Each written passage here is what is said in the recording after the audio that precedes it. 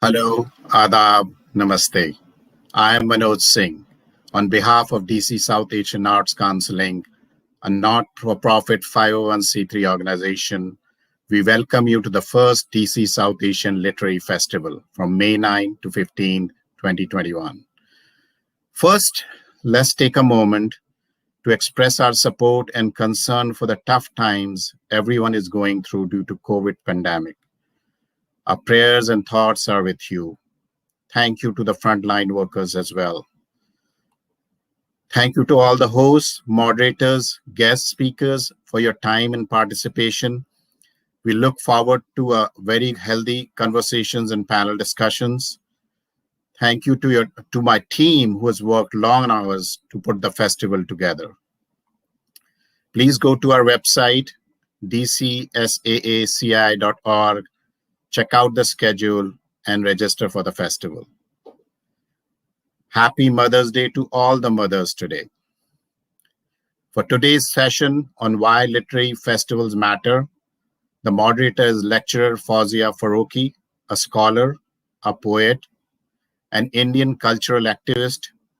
Using interdisciplinary approaches, she teaches South Asian literature, Indian culture, and gender and sexuality studies courses at Princeton University. Apart from her academic writing, she also writes poetry and short stories in Urdu. Here's Fauzia. Thank you, Manoj. Thank you for your kind introduction, and adab and namaste to everyone. My name is Fauzia Farooqui, and Manoj already told you about me. And here on behalf of DC South Asian Arts Council, I welcome you all to the first DC South Asian Literary Festival. And I would also like to join Manoj in thanking our health and frontline workers for keeping us safe and working 24 hours to take care of people in need during this COVID crisis in India and elsewhere. We are going to have two very important conversations during this opening session of this literary festival. For the first conversation, our topic is why literary festivals matter. And our guest is Professor Mehr Farooqi. Mehr is a well-known scholar of Urdu and South Asian literature and an author, a literary critic, and a literary historian. She works as an associate professor at the University of Virginia. Mehr has published a number of books over the years, and she writes a regular literary column in Dawn, an English newspaper in Pakistan. Her latest book, Ghalib, A Wilderness at My Doorstep, published earlier this year, has been celebrated worldwide. It became #1 on the list of bestseller nonfiction books as soon as it was published. Mehr has been non-stop attending literary festivals focusing on that book, but she has been participating in all sorts of literary festivals in India, Pakistan, and other places for many years now. She has published an article on literary festivals. So it is our good fortune to have Professor Mehr Farooqi with us to talk about why literary festivals matter. Welcome to the session, Mehr. Thanks for joining us. Hello, everyone. Thank you for the warm introduction. And I want to join Fauzia and Manoj in sending my warm wishes to everyone in India and Pakistan and in the US, especially in this time of the pandemic. I am also wishing everyone a happy Mother's Day. And I'm so delighted to be here on the first panel of this maiden new festival. Thank you, Mehr. And before we start our conversation, let me just talk about the structure of the session. So this is for the audience. So we are going to have a conversation on the topic why literary festivals matter for about 40-45 minutes. And then we will take questions from the audience. So please write your comments and questions in the chat box. And we will try our best to respond to as many questions as we can.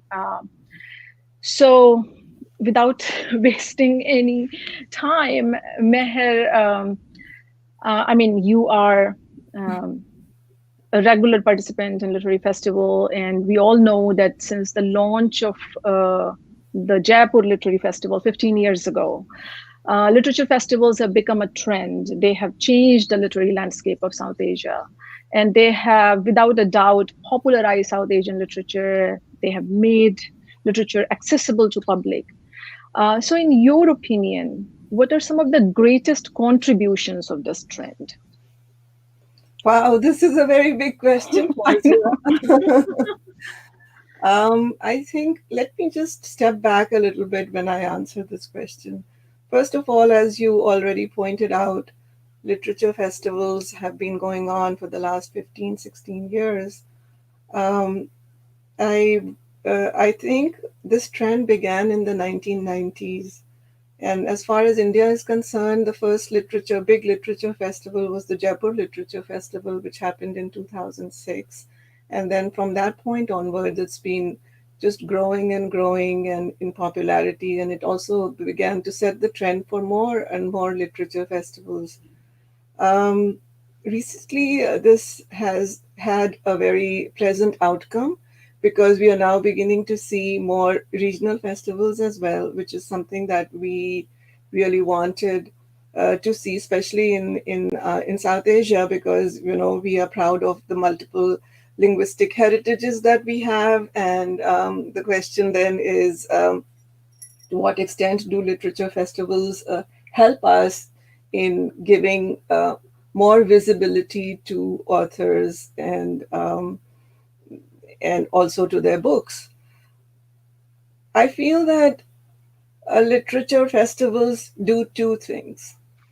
They are not just about literature, but they're also about the language, and they're also about the culture in which the language grows and in which it is nurtured. So they do many, many things. It's not just that they acquaint us with the current literature trends, but they also help us feel the pulse of the literary scenario, the milieu. In a way, they have for us an alternate universe, a universe that is flourishing side by side with the social and political scenario in the different in different parts of the world. So I think the importance of literature festivals cannot be overemphasized. Thank you. So before, there are so many things we can talk about literary festivals, but since we are on this topic of point of like contribution, so they help. What are all the communities that literary festivals help, like beyond authors and speakers who are featured in literature festivals in terms of like audience, readership, publishing, marketing, and whatnot? Yeah, I think that literature festivals cannot exist without an audience. So the audience is a very, very important part of the literature festival, because if you look at the evolution of literature festivals, at least from our perspective in South Asia, they kind of are a new avatar, one can say, of Kavi Sammelans and Mushairas and Nishists and Baithaks and, Gupshup and Addebazi that used to happen back home in those days in the 1970s and 80s. At least that's what I remember when I was growing up there. But as trends change, the literature festival is a more multifaceted event, because it's not just a mushaira, it's not just a sammelan or a nishist. It invites a slew of writers. So you have poets, you have artists, you have fiction writers, you have non-fiction writers, you have so many people who are given this opportunity to be in live interaction with an audience that is there basically to hear what they have to say. So in this regard, I feel that literature festivals are performing a bigger, so they have a wider canvas than what used to exist before. But who knows? I mean, as we see the literature festivals, they are evolving. So from being a personal interaction, the pandemic has pushed us into a virtual interaction, and I think during the course of this panel, maybe we can talk a little bit about where we are going to go from here, and what are the some of the challenges in holding a literature festival online, for instance, instead of having it in a physical space. Because I know for myself, since my book, you very kindly mentioned it, my book, which I had been working on this book for the last 7, 8, 9 years, and I was looking forward for it to be launched in the various literature festivals. And it did get launched, of course, but it was all done virtually. So, I mean, there is a difference between meeting the author online and meeting the author in flesh and blood.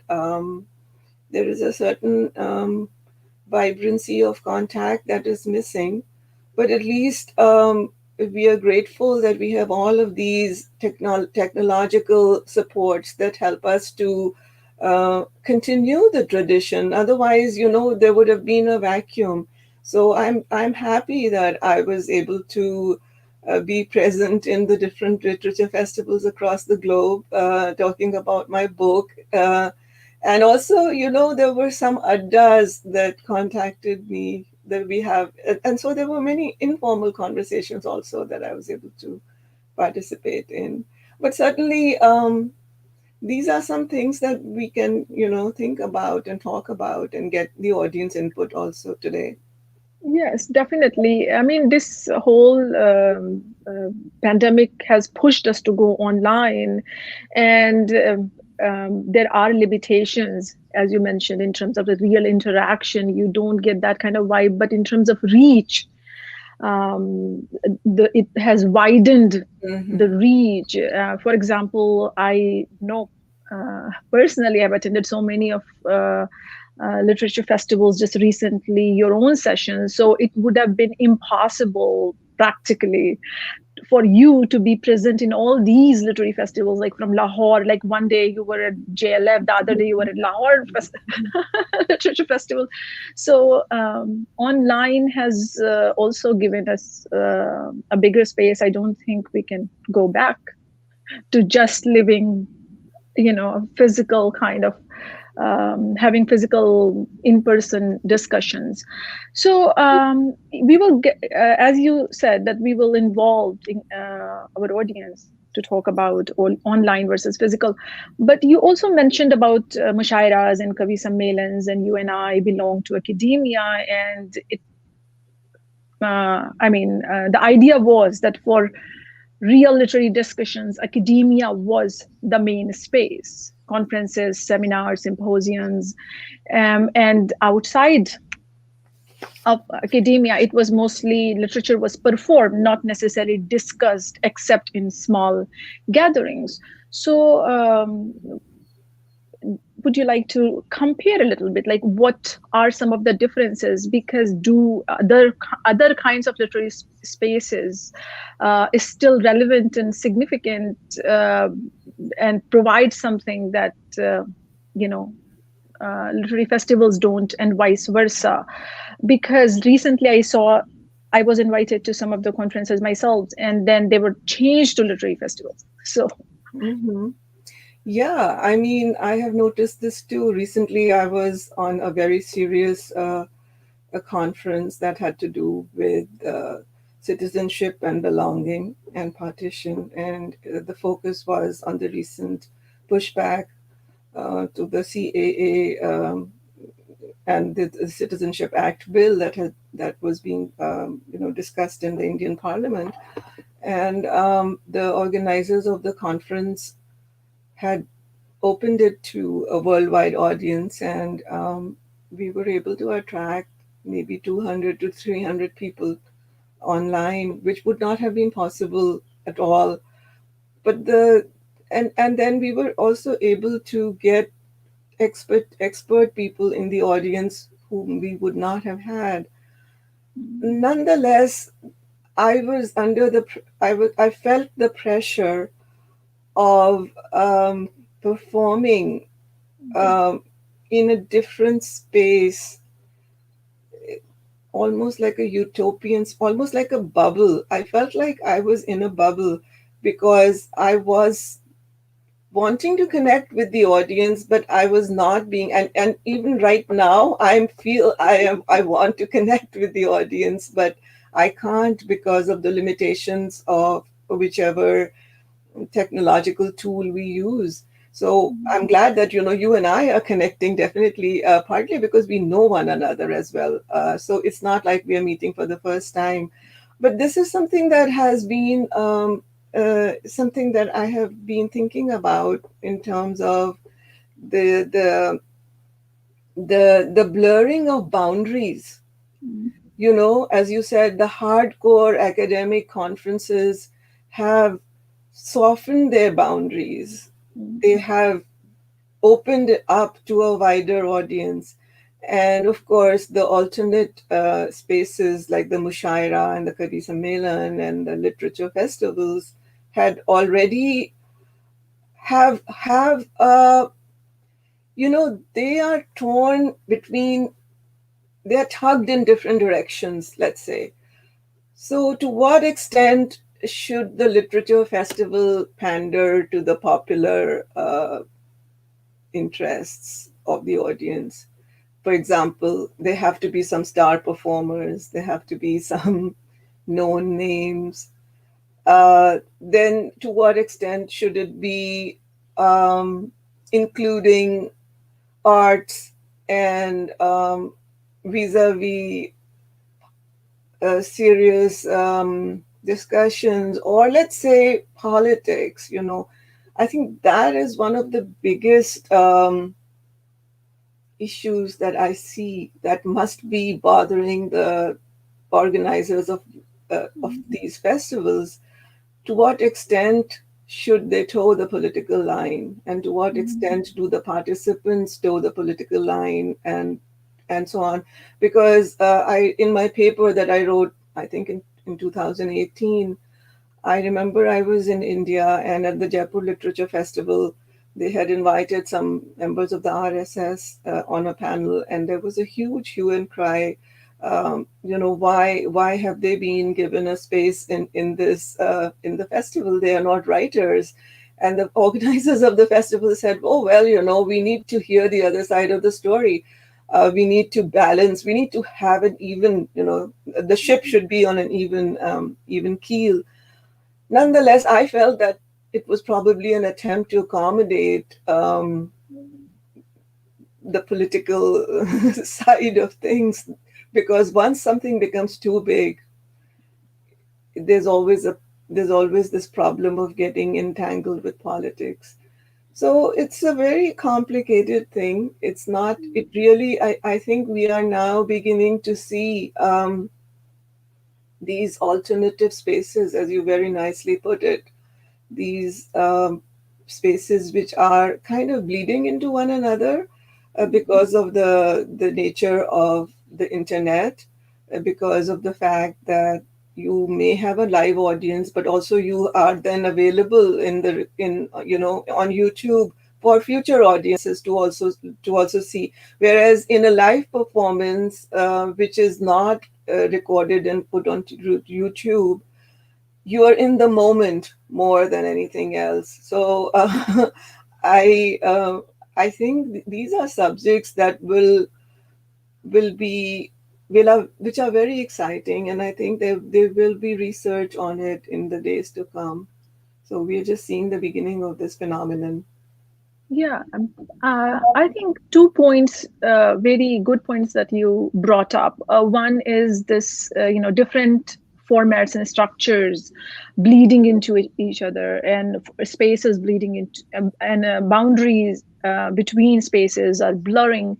So, we can say that one of the contributions, I'm not sure whether, at least for India, the JLF or William Dalrymple had thought about it, but the impact of literary festivals on academia, and academia feeling the need of becoming slightly more accessible, I think that is, in the long run, it is a huge impact.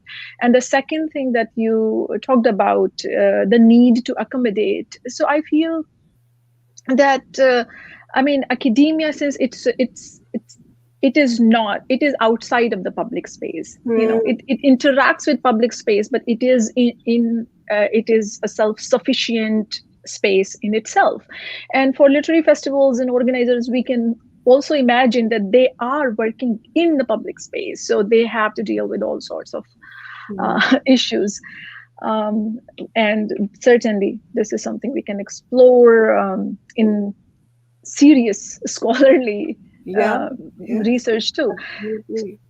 So you mentioned about the linguistic diversity of India, and certainly things are getting, I would say, more positive in the sense of the literature festival space is becoming more inclusive in terms of language. However, sometimes we see that even when we focus on vernacular literary traditions, certain kind of traditions that are already have occupied space in the English literary or literature, English speaking, I would say, community and society, so they get more attention, but the people are still saying that real, I would say, Desi, South Asian, folk, and the kind of literature that is not as accessible for English-speaking public, that gets ignored. So what do you think? What can be done? Yeah, I think this is a very genuine issue, because Jaipur Literature Festival is certainly not, I mean, I don't want to criticize the festival, because it has been very, very influential. And I think it's done a lot in bridging the gap between academia and the popular culture, and bringing literature to your doorstep virtually, you know, the kind of interest that they have created. And certainly, I think they are becoming more and more open to accommodating the regional languages. But predominantly, English seems to prevail. But let's move away from the Jaipur Lit Festival and look at other regional festivals. For example, the Kolkata Festival, Chandigarh, Lucknow. These are some that I have attended. And they have, and also, of course, I've attended Lahore and Karachi, where in all of these festivals, they have tried, let's say, if there are 200 sessions, then maybe 3 or 4 sessions, or maybe 5, are devoted to the regional languages. So still the proportion of regional languages versus the mainstream is less, I feel. There is one interesting trend that I want to, draw your attention to, and I'm sure you know that already, and that is the Rekhta, Jasht Rekhta. Yes. That is exclusively a festival that is for ostensibly for Urdu, although it is more populist, but nonetheless, at least they've made this, they've taken this giant step of talking about Urdu as Rekhta, a language, a mixed language, which it is. It grew out of the interaction between Persian and the regional language of northern India, and then it also spread to Gujarat, the Deccan, everywhere, and wherever it went, it incorporated the regional languages.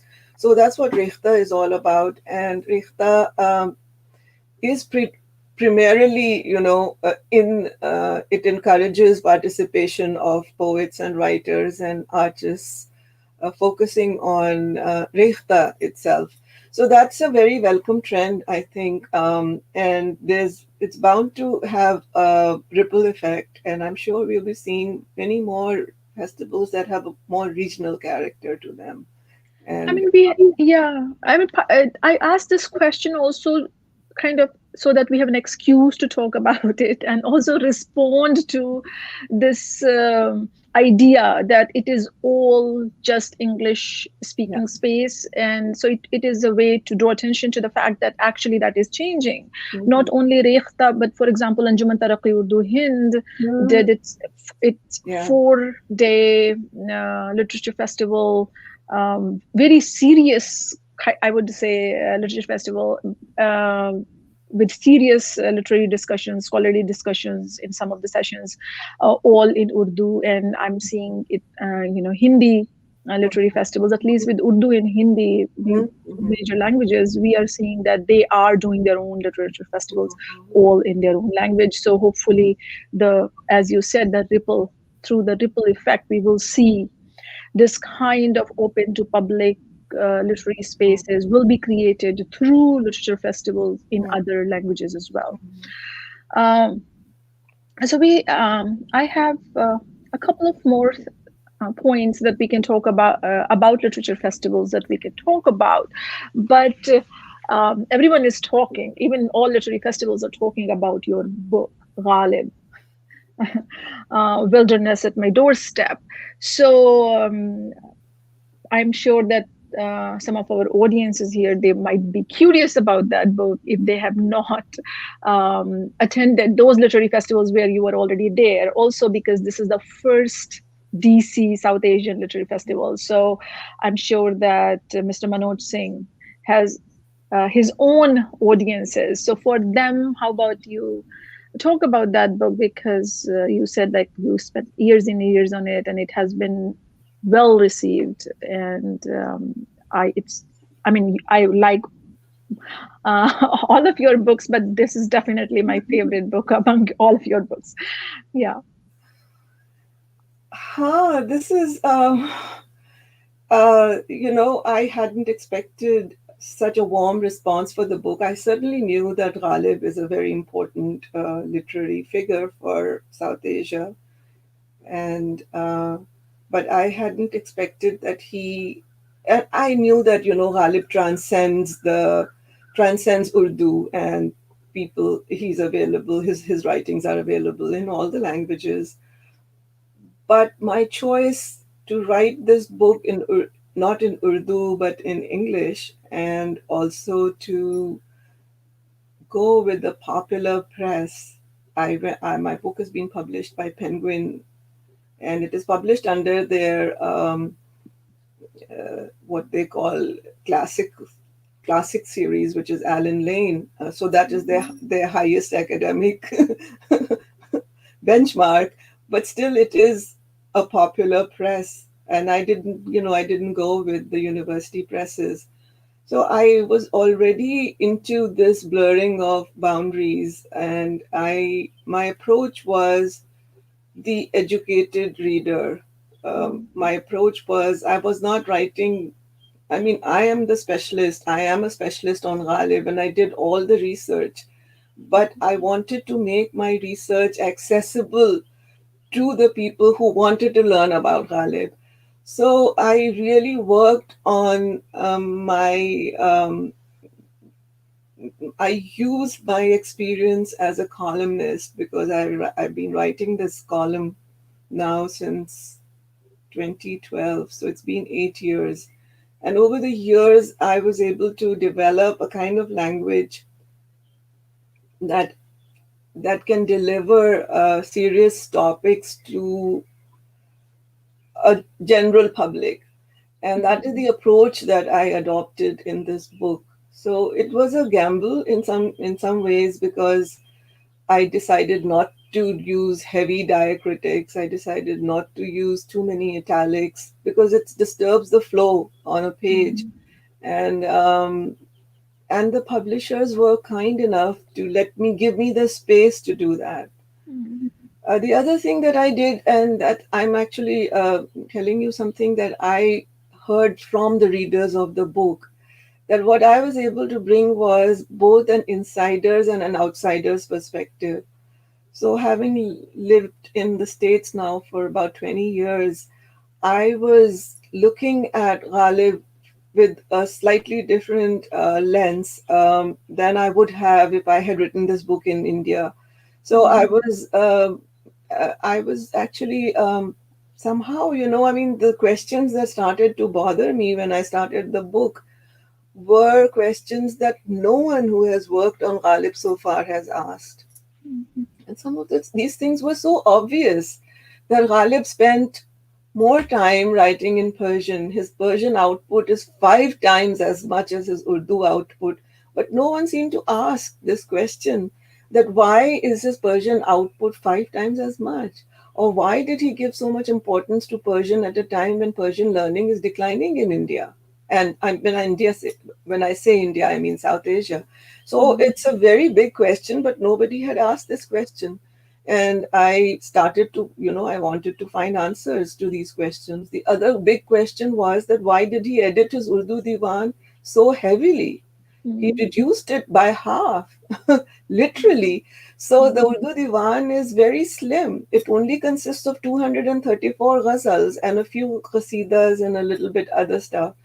Whereas his, so this is an important thing that began to bother me, and I was trying to find answers. And I thought maybe it had to do something with Ghalib's self-image. Ghalib was not a huge success in Mushairas. His poetry was deemed to be difficult, and he was actually, what we are doing today. He was looking at his audience, Yeah. and he was looking at his audience when he is moving from manuscript to print.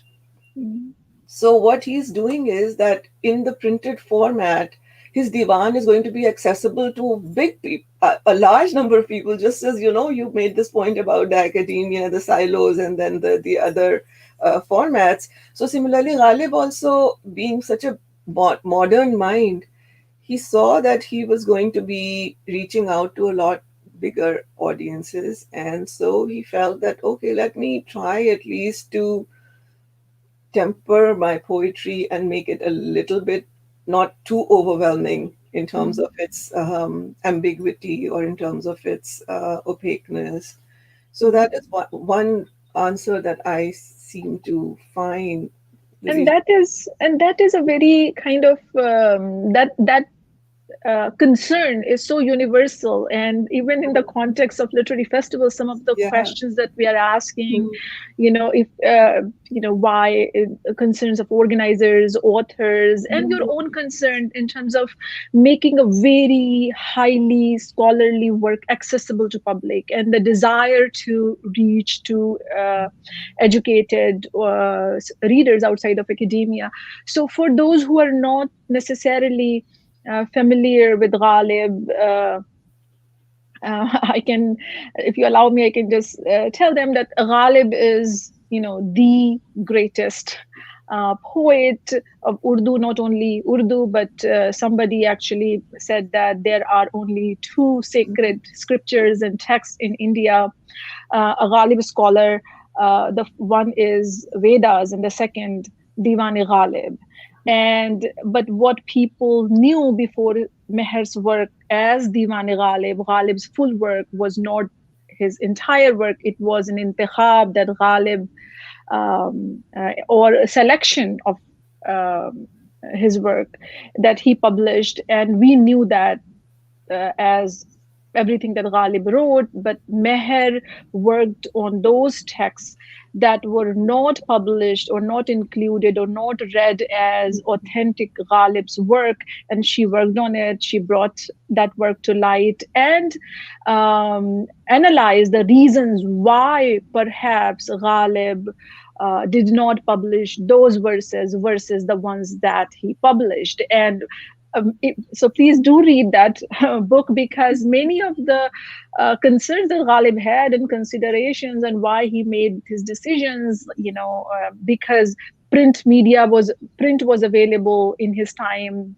later, that was not available earlier, we can relate to that. For example, Zoom and StreamYard was not available to us before, and now it is available, and how that is changing how we talk about literature, and also the decision in terms of, okay, so who is our audience, what is the topic that will work for this audience.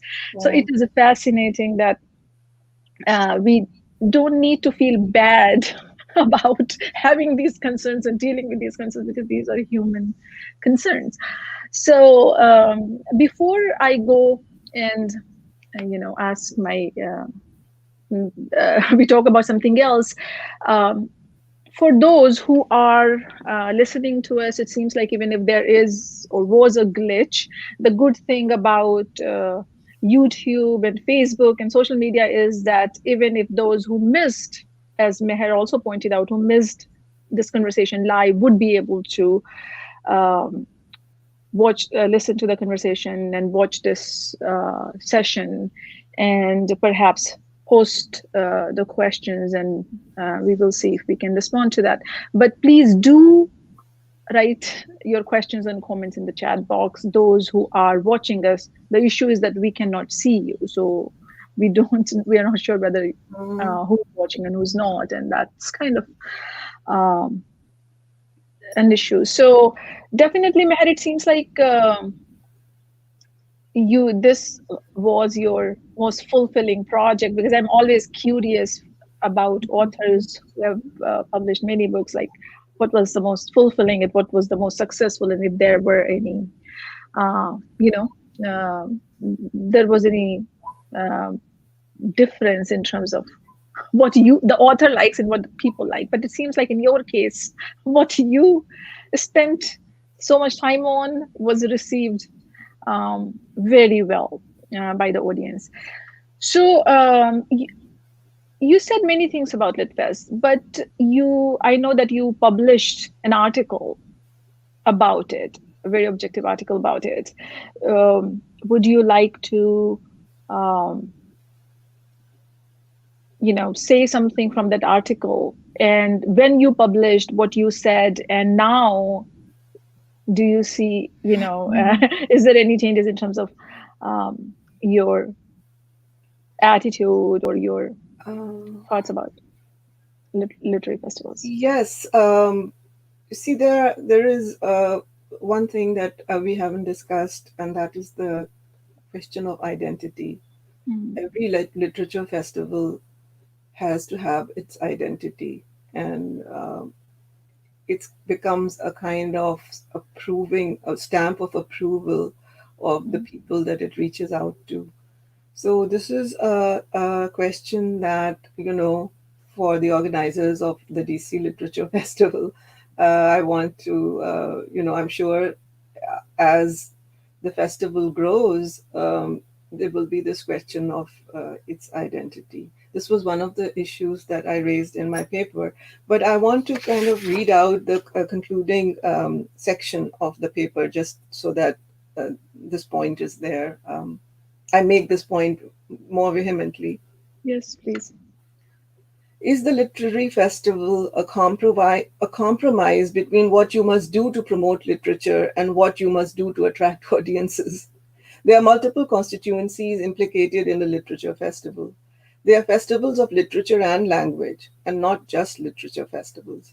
They serve the needs and interests, first and foremost, of highlighting the history and culture of languages and their literatures and where they are headed. Secondly, in my opinion, the importance is the audience. Without the audience, the festivals would not exist. The audience is comprised of consumers, that is, the consumers of literature, who are literate on multiple levels and whose personal psyches need and interact with their linguistic identity while experiencing the literary text. The question is, does a particular literary festival meet the needs of the audience? And perhaps equally important as the audience, the author. Authors, however, come and go, and the audience is a constant in the overall picture. Nevertheless, the authors carry the event on their shoulders, lending their expertise and projecting their art, often sensitively, sometimes haughtily, occasionally with considerable charisma. It is up to the festival organizers to choose the participating authors wisely. The challenge of selection is problematized by the increasing presence and influence of commercial sponsors. This is something that we didn't discuss, as they will be concerned about keeping the festival's atmosphere mellow and congenial. And then the book publishers, who bring to the festival two genuine concerns: their financial success as well as their commitment to the quality of literature and the freedom of speech. Yes, freedom of speech is another very important issue in literature festivals. To what extent can you actually express your opinion in its true colors? So enveloping these constituencies is the fog of politics, so-called elephant in the room, which can upset the apple cart at a moment's notice. It is a given that all literature is political, but that the literature festival that indulges in showcasing national politics on the dais is not serving the interests of the audience, nor the literature itself. Thank you. So, Very well said. Yeah, because any literary activity, of course, literature is constantly, and it, it cannot exist without being rooted in the society, in politics, not only in terms of content, but in terms of the genre and spaces and everything. However, its first concern should be literature itself. So thank you for bringing up that point. And I'm looking at time. We have one question. Maybe you can take that first, and then I have a couple of more points. So the question is, what was your favorite part about writing your book? I believe that it is about the book that you talked about, Ghalib. yeah, the favorite part. It has maybe 9 chapters, I guess. Yeah, it has 9 chapters. I think my favorite part was telling the stories of my discoveries because when I began to write the book, there were many manuscripts that had gone missing. And when I was giving the talks, I would always say, oh, such and such a manuscript, the Nuskha Hamidiya, or such and such, the 1816 Diwan, they are no longer available. We don't know where they are. And if they were available, we would be able to clarify certain readings of, because there are scribal errors that become a part of manuscript production as well as print. You have to. I remember we went through 6 proofs of my book, but there's still a couple of typos that still remained in the book. So yes, and then what happened was that in the course of my research, those manuscripts surfaced. And I was that was very, very exciting for me. I can't tell you how excited I was when I received an email telling me that from a person who said that he knew where the Nuskha Hamidiya was. Actually, he had it, and he brought it to Charlottesville.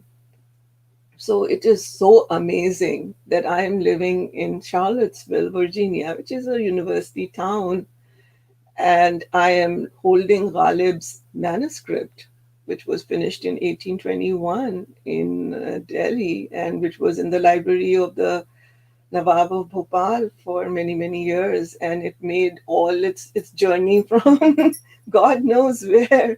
And I'm holding it and I'm touching it, and then I'm writing about it. I must have written, like, I don't know, 5 or 6 short papers on it. And then I also wrote the introduction, and it was published in a digitized form. So it was all very exciting. I think the thrill. Yeah, holding something so old and Ghalib's Yes. work in your own hand must be. Yeah, it's the thrill of the chase and the thrill of getting to the desired object and then to be able to write about it. It was very, very interesting. Yeah. And Manoj is here. I heard your statement about the organizers. So here is it. We have some experience, and I'll compare it a little bit with Film Festival. The Film Festival South Asian, our goal is to show only independent films, which were also known as, when we were growing up, as parallel films or art films by Shyam Benegal, all kinds of directors which were in that space. So, and I see you seems to be agreeing with it, Professor Mehr. For example, this is my perspective. Ghalib, the TV serial was made by Gulzar Sahib, acted by Nasiruddin Shah, but the music was Jagjit Singh. And I was talking to yesterday, Dr. Fauzia, that, I'm telling you my true perspective. When Mehdi Hassan would sing ghazal, and for some of the Urdu went above my head. I mean, I didn't understand it. But then Jagjit Singh brought it to the masses, and then everyone started listening to Pankaj Udas and so many. And then they went in the reverse direction. Then I started going and listening again to Mehdi Hassan and started understanding few things. So I think what literary festivals do is open up the space from academia to a little bit more wider audience and pull them in. Same thing we do in film festivals. We always have a challenge. There's a niche audience for art films. Even some of my relatives don't come to it. They say you show boring films. They're always like sad and real story and all of that. So any statement or any observation of you both on what I just said? Yeah, I mean, Meher, if you allow me, I actually agree with Manoj with you, and we both said the same thing that literary festivals do help, and Meher can also, say what she wants to say, but I want to say that they definitely help, and um, they introduce certain topics to people who are not familiar with the topics, and then they go and dig deeper and learn more serious aspects of that topic. So that is very true, and I will go one step further. And for example, I'm going to have a conversation with Javed Akhtar after this, and I teach Sholay and Diwar and blockbuster movies that are not considered serious. So it is not so much about and it's not only about the content that we focus on, it is about having serious conversations on things that are not considered serious. For example, Meher worked on that kalam-e ghalib that was not considered worth talking about because people thought that Ghalib himself had rejected it. And but at the same time, sometimes we want to make it accessible, but at the same time, the quality that Meher talked about, we can have high quality discussions in an accessible way. So it's all about like keeping a balance. But definitely, we are all about literary festivals, and that's why we are here. Meher, do you want to say anything? Yes, I think I have to make an interesting point, which is that what literature and literary festivals have done is that literature was the domain of the elite. There is a certain elitism that is associated with literature. Uh, Even though writers may not be the richest persons, but their patrons were always wealthy people. So this kind of elitism has been sort of diluted by the literature festivals and the film festivals because they have opened up to a wider audience. So it has taken literature from a more closed, if you can say, or a more protected realm to a wider audience. And this is something that is important. And this is the most valuable contribution of literary festivals that they have brought in. They've made this interface. They've created this interface between us and the people who are interested in knowing more about what we write about. And similarly for films, that is why people flock to film festivals, because they expect to see a couple of producers, actors, directors there as well, and just sort of break the barrier, break the bubble, enter that space. So spaces, I think I mentioned this early on, that the spaces are bleeding into one another now, more so, and especially during the pandemic, where um, we have all more time to devote to our passions. So we may be doing other things. I mean, I'm talking about the average person who may be an engineer or an investment banker or whatever.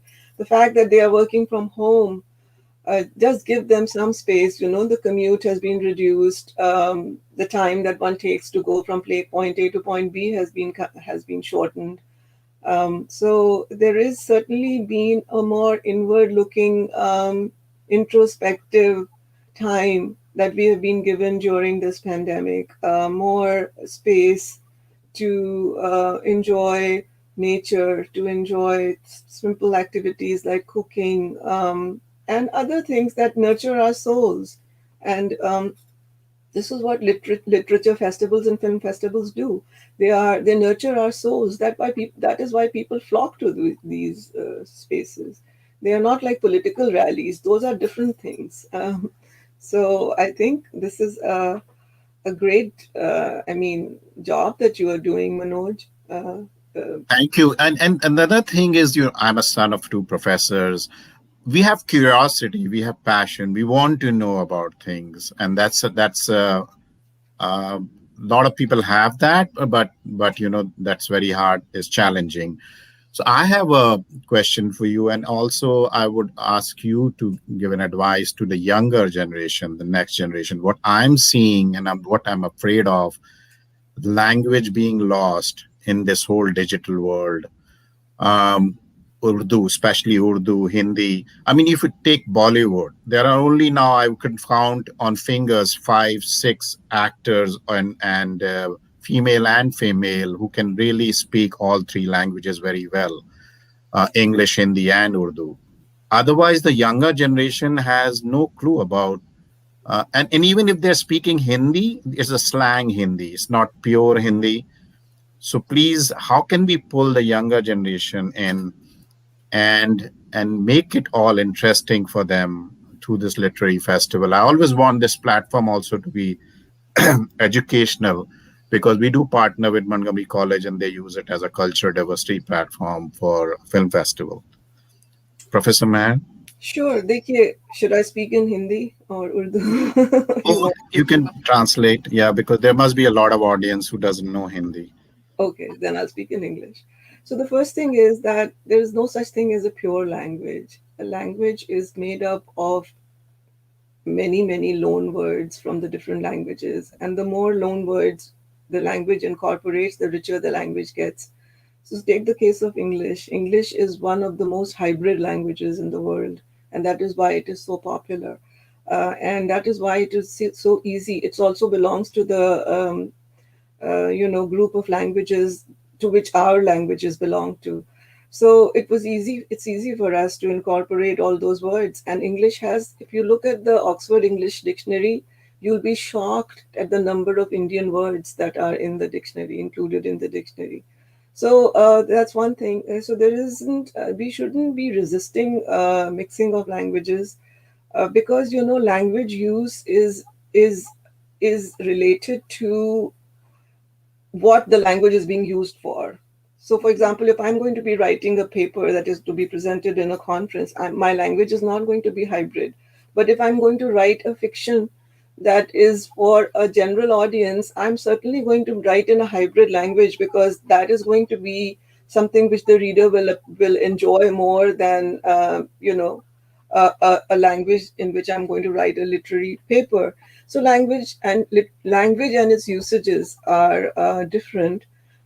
As far as the popularity of English versus the other languages is concerned among our younger, people, I think that there is, everything goes in circles and cycles.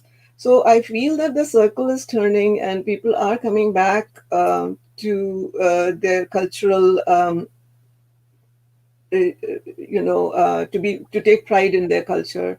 People are returning to reading classical poetry. People are returning to the classical arts, and I think everything goes in this way. If you even look at the fashion trends, people thought, oh, the sari is now, nobody is wearing the sari, but the sari has made a huge comeback.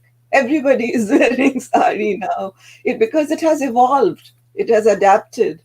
And similarly, the ghazal began in the 7th century and it is still around because it adapted. It adapted itself. Its subjects of the ghazal changed. Instead of talking about the forlorn ashik, it's now talking about the complexities of relationships. It's talking about loneliness. It's talking about gender. It's talking about all these things that it never talked about earlier. So I have hope. I mean, I I really want to be saying that the fact that we still are teaching students here in Princeton, and I'm teaching at the University of Virginia, I have a healthy class of students who are taking my class courses, and I teach Urdu. There's only one class that I teach at the highest level. And what I've done is that I've used technology, which allows me with the flip of a, and I push enter and it changes from Urdu script to Nagri script. So we have students who are reading, as long as they know the grammar. We have students who can read Mir Ghalib Iqbal in Nagri and, and in Roman, in English written with transliteration. So with all of these tools at our disposal, it's becoming more and more easy and acceptable to teach, to open it up. Because after all, until and unless a student who's majoring in English reads Ghalib or me or whatever you want to call it, take some modern poet, Fauzia even, with me, her perspective or his perspective is towards English is going to change, because that student for the first time is learning of another literary and cultural tradition, which is enriching. So we now have students who want to go to India and Pakistan and Bangladesh and other countries in South Asia in order to enrich their literary abilities. It's unfortunately the pandemic has sort of stilled some of the programs, but we hope to get back on it in full. So I would think that we should be open. We should not try to be purists in a negative sense.